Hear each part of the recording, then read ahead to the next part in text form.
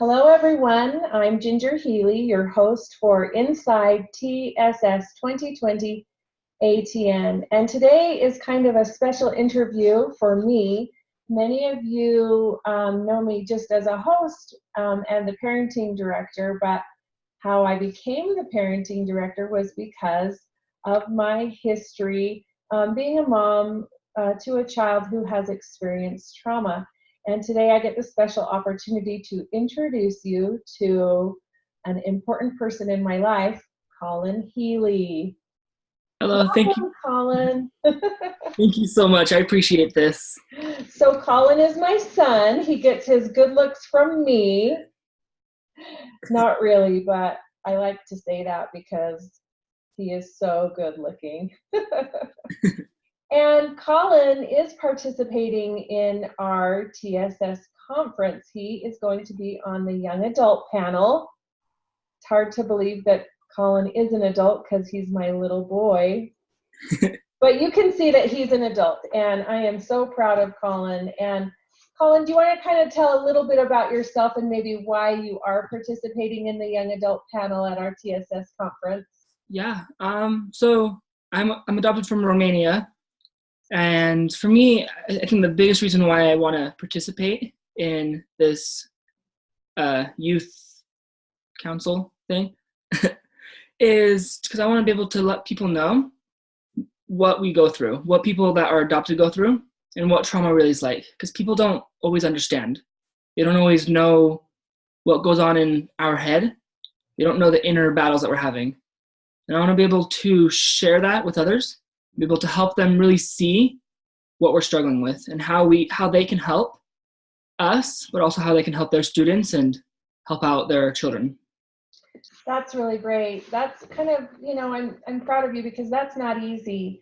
And you're right. And even, as your mom, I don't know everything that you go through. And it's been a journey for you and I, parent and child, to kind of learn and understand each other, and for me to kind of try to help meet your needs. And I haven't always done a great job of that because I haven't known what your needs are or how best to meet them. And so when we talk about schools and teachers, paraprofessionals, those who work in the school system, let's talk about how they can help a child in the system like you who has had struggles, whether it be foster care, adoption, abuse issues, any kind of trauma that a child may have experienced. What would you give advice to those teachers and school staff about to help, kids in that situation? I like that. I think the biggest thing is show them that you care. Because if a child doesn't know that you care for them, they're really not going to do their best. They're not going to show you, whereas like in the movies Trolls, they're not going to show their true colors unless you can show them that you're there for them. Like I know with my mom, my amazing mother, I know with her, as she shares her love with me, as she shows that she cares, it helps me grow. It helps me open up. But if we don't feel that love, like I know when I first came to the US, I just never felt like I was loved. I knew I was, but I didn't feel it. But I've had some teachers where they are so genuine and they just want to swoop in and help me out. Like I had one teacher when I was in middle school that she just, if it wasn't for her, I don't think I'd be the person I was today. Her and my mom were so much alike. All they wanted to do was help. They just wanted to do what was best for me. And I felt that. And I would say that's like the biggest thing is you have to let the children feel that you care for them. You have to let them know that they're protected. If they don't feel that way, then it's not going to work. They're not going to want to really do anything. I think another thing, go ahead. Okay. I think another thing is really just let the children know that they're in charge of their future, that they can take over and that they can do what they want as long as they're able to, I don't know, like I guess have guidelines. So I know with my teacher in middle school, she's like, hey, here's the expectations. Now what can you do to help yourself grow in these expectations? And I think it was really cool just to see how what she did and what my mom does, and well, you see like what you do, it really helps me grow, helps me see where I am now and where I can be in the future. So I think you touched on some important things there. Structure, boundaries, expectations, kind of knowing where you fit in, how far you could go, or where you needed to stop, and connection. Mm-hmm. Some powerful ways that a teacher can intervene, it sounds like. Mm-hmm.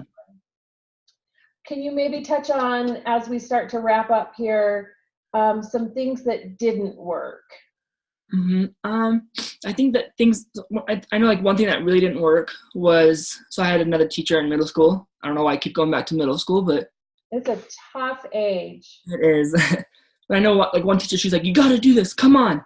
Like, you can't go out to recess. You can't. And just started not being like rude, but like negative reinforcement. And with someone that's experienced trauma, like me, or people that experience hard times in their lives, makes it hard because they're afraid. They shut off. Like I know as a kid growing up, every time you would get mad at me, every time someone would get mad at me, I would get afraid. Yeah. And I'd go into fire flight mode. And I would kind of shut off and don't do anything. Yeah. I think that was the biggest thing that was really hard for me, was when they started yelling, even when I'm trying my hardest. Like for me, a lot of time people can't see the hard work that people are doing. Because a lot of the time, maybe it's not physical, but it's more mental. A lot of the time, mental problems has to be figured out first, and then progression can start.